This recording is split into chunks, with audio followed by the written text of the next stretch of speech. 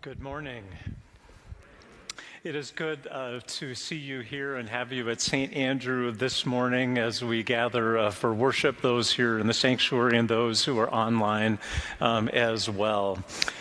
This has been a week and a weekend that has been difficult. I would say that a lot of my role here this week and this weekend has been not so much a senior pastor, but a chaplain who listens, who engages with people in all that it is that is happening. Hard and emotional conversations that culminated yesterday with the death of Alex Preddy in our opening the sanctuary here and our church here for people to come and be part of their home church community. It's just a hard time. I acknowledge there's a heaviness that exists in our community. That there's a struggle with knowing what to say or how to respond to this person or that person, to this community or that person. I acknowledge also being a little tired, not sleeping as well as I did last night, for sure. A little stressed, that there's worry in our room, and all of the above. So we gather here with this circumstance of yesterday and before, and it's really good to have everybody here in your church, in your community. It is so hard to see escalating violence. It's hard to see harmful rhetoric lead us down wrong roads. People around me in our congregation, on our staff, and in our community are feeling real fear for themselves and others in their community. And what I'm hearing and what I also feel is that it's really hard to see the end. That's why it's so good, again, for us to be here together at St. Andrew, to be community and church here together this weekend and any other time. I've been gleaning and listening and been a part of the community, and a few things that I'll share with you that people have really resonated with or shared with me. For instance, our own Tim Graff, who leads so well our music and sang Psalm 23 to greet you here this morning with Eliana, shared on Wednesday one of the things that Julie, his wife, often says, which is something to the effect of this. If there is anything unsettled or anything unright in our lives, God is just not done working yet. That caught me as new and a good gift from my friend Tim and for all of us, that God just hasn't just stopped working just yet. It reminds me of the phrase that I've used with you before, that love always wins, that love has to win. That is the ministry of Jesus in a nutshell. It's his way of being in community and with others, the way of love. It reminds me of 1 Corinthians 13, that love bears, believes, hopes, and endures all things. One of my favorite passages always, that love always wins. People also took comfort in the words of Mr. Rogers this week and weekend. Look for the helpers, said Mr. Rogers, the Presbyterian minister that he was. How are the helpers coming alongside and looking to be with people, providing care and support? As people of faith, God is made visible in the helpers. It's very much what we believe as Christians. And I would go on to say as well, don't just look for the helpers, but be the helpers. Be the people who come alongside those. Listen well and hard. Care for people these days. Practice empathy and compassion. And thirdly, a concept that I firmly believe in is this concept of thinking and acting and being local. Because you people here in this sanctuary, those online, those who are part of this community, are the people with whom now for 13 years I've tried to do life with. And we've been through a lot in 13 years. And so when I think local, it allows me to maybe take a little bite-sized chunk out of what the needs are of a community rather than think about the immensity of everything that is going on all around. Something small, something a little bit more manageable. And I think, and I believe that St. Andrew is a strong congregation of people here in this place. And we need to continue to be, as we look into the future, a strong congregation of good people caring for one another.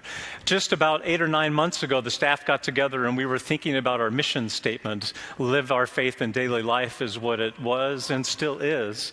But we added some words to it. You matter, you belong, and we care. That was last summer, and here we are living through it and absorbing it and enjoying it. It's on our logo, it's on our aprons when we have Wednesday night suppers. You matter, you belong, we care. But it is a centralizing sense of purpose for us here at St. Andrew, that all matter, that all belong, and let's practice care and compassion for those all, for all people. It's unifying. It's common ground for us. And so we do have a strong church and need a strong church moving forward as well. And I believe a church is created for times such as this, to live and to lead and to focus on this ministry of God through Christ. Can I share with you 3 stories of hope and community? 3 stories of hope and community is something also that we need to be reminded of on this day. Wonderful stories that come in and out of this congregation here. I was thinking this week, 2 weeks ago, I was in the Wednesday night supper here talking to Sydney Casey, who I will continue calling Sydney Mason because she's married now, and Mason is her old maiden name, but I will keep calling her Sydney Mason, related to Jim and Kathy.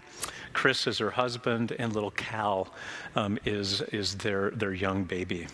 We were chatting at the Wednesday night supper, and she looked at me as she was surrounded by her parents and little Cal and other people at St. Andrew, and said to me, "I didn't realize how good I had it." So Sydney is born and raised in this congregation. Her parents brought her here from day one. She was actually part of St. Andrew's Early Learning Childcare Program 31 years ago.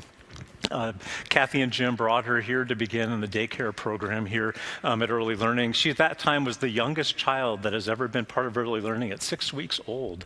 And Sydney became part of it, and that began a long journey. I got this picture here from her teacher, whose name is Melinda Adihi, who is still on staff at St. Andrew. And this was when Sydney was, I don't know how old, but what, 2 or 3 years old there at this point. But I surprised Sydney this morning with a picture of her when she was at this age. She was not expecting that during the first service. But Sydney has been part of choir. She's been part of Sunday school. She's been part of confirmation. She worked in early learning for 8 years in a variety of capacities, first as a high school helper for a couple of years, and even did some work on the certifications with the state. She's a really good writer and a St. Olaf graduate. She is a wonderful, I hear a St. Olaf graduate in the front row here from Pastor Kristen. Very good. So we do welcome everybody, right? Exactly. And she's also been part of the young adult program too, and so she loves her friends that she texts and are engaged with in so many ways. What was wonderful too here on November 23rd, here's Cal getting baptized, and of course I had to get another picture to surprise Sydney with this morning, because there is Melinda today with Sydney now as a mom, and there is little Cal as well, as Pastor Matthew again in November baptized little Cal. But again, she said, and I want you to hear about what it means to be part of a community of hope and faith, intergenerationally. When Sydney said, all the stages of life are covered.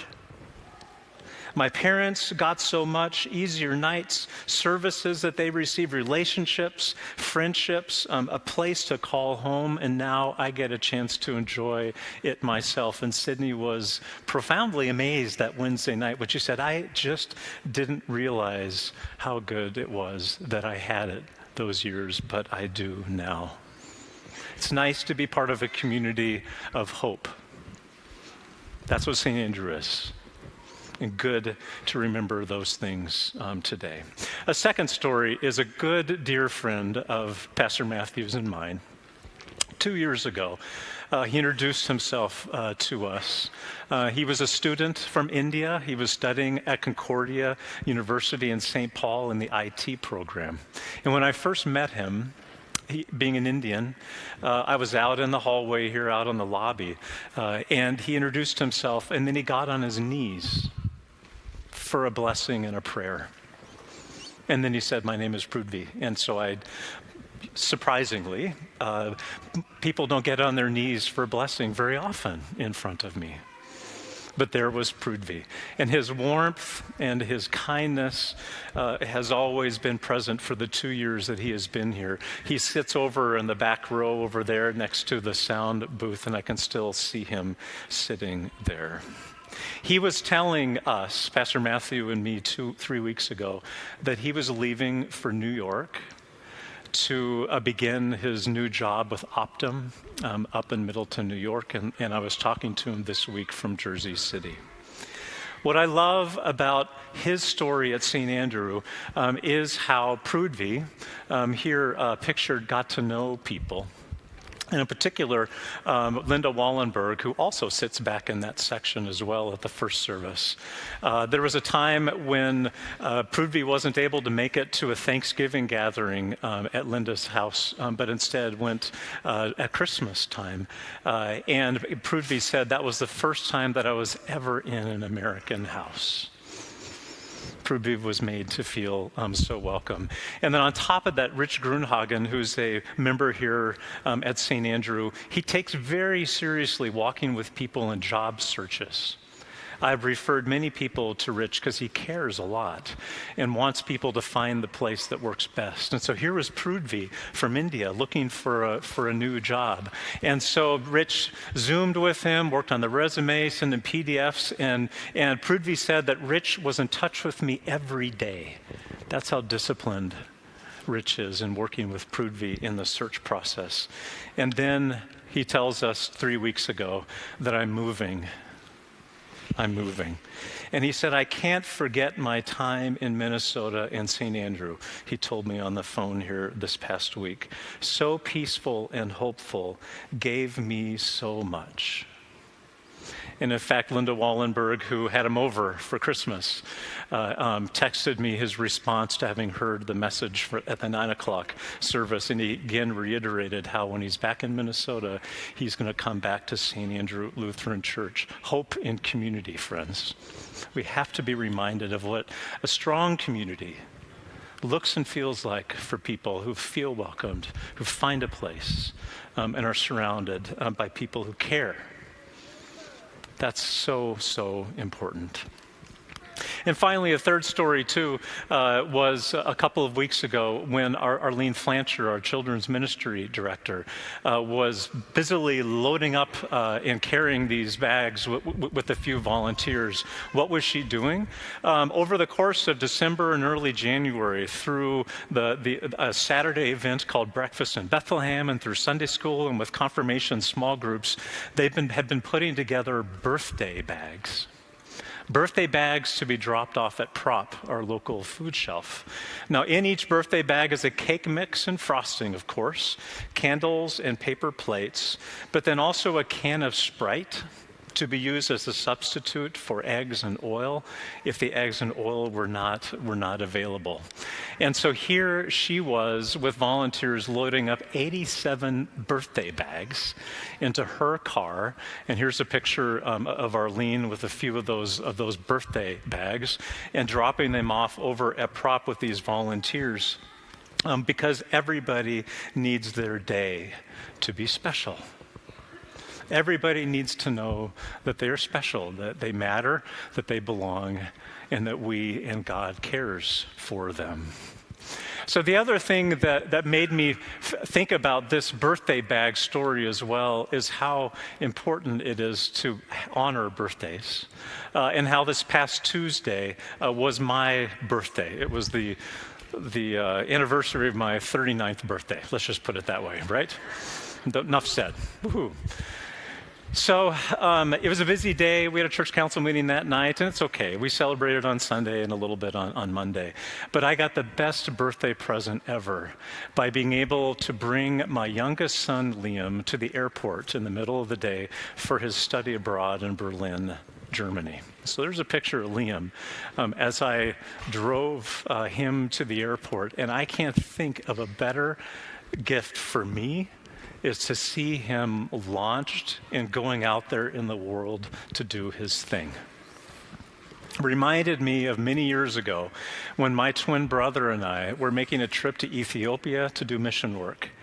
My father was returning from southern Africa, from Rwanda, from a mission trip, and we had not synchronized our schedules. But here I was in the Amsterdam airport, and in front of me in line as I was buying coffee was Sally Bear from Trinity Lutheran Church in my dad's congregation. And she said to me, "Your father is right downstairs."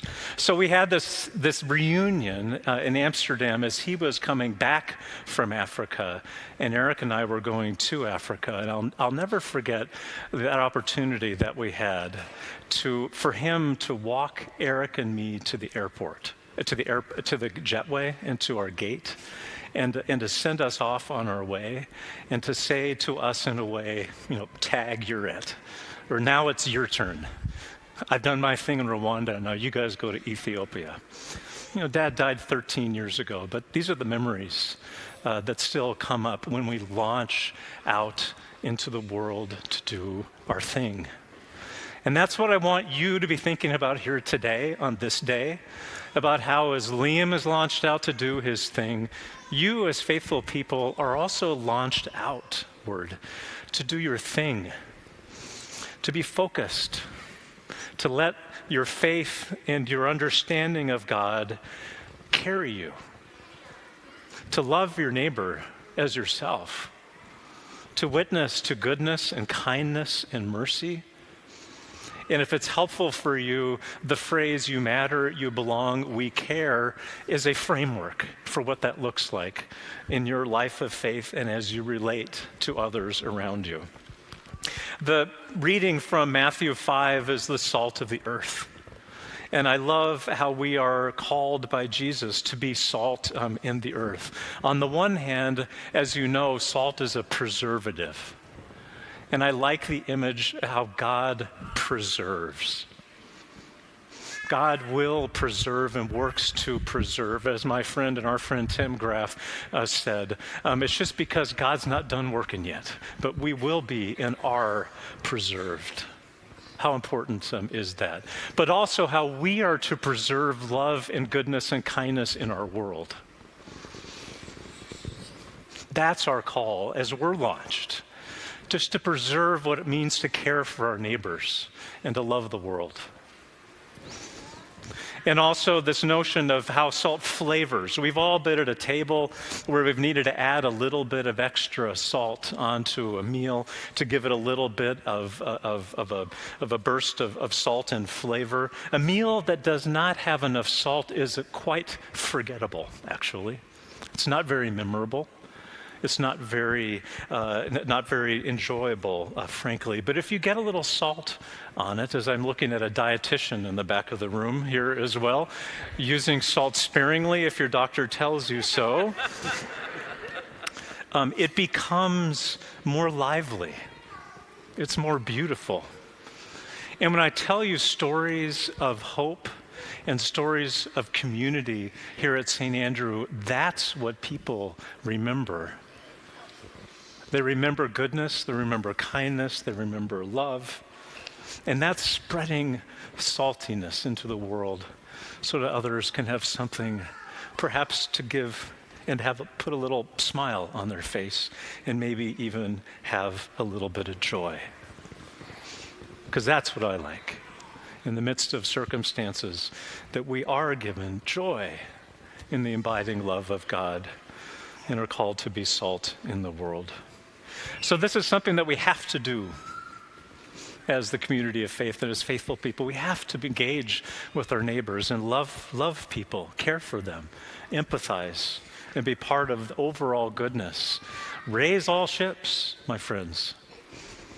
All matter, all belong, and we care. Thanks be to God for the opportunity here to lean into hardness, but also know that we care, that God cares, and that we are being preserved through it all. So may God bless us and help us and heal us as we pray here today, as we make our way in his image and in his likeness. Amen.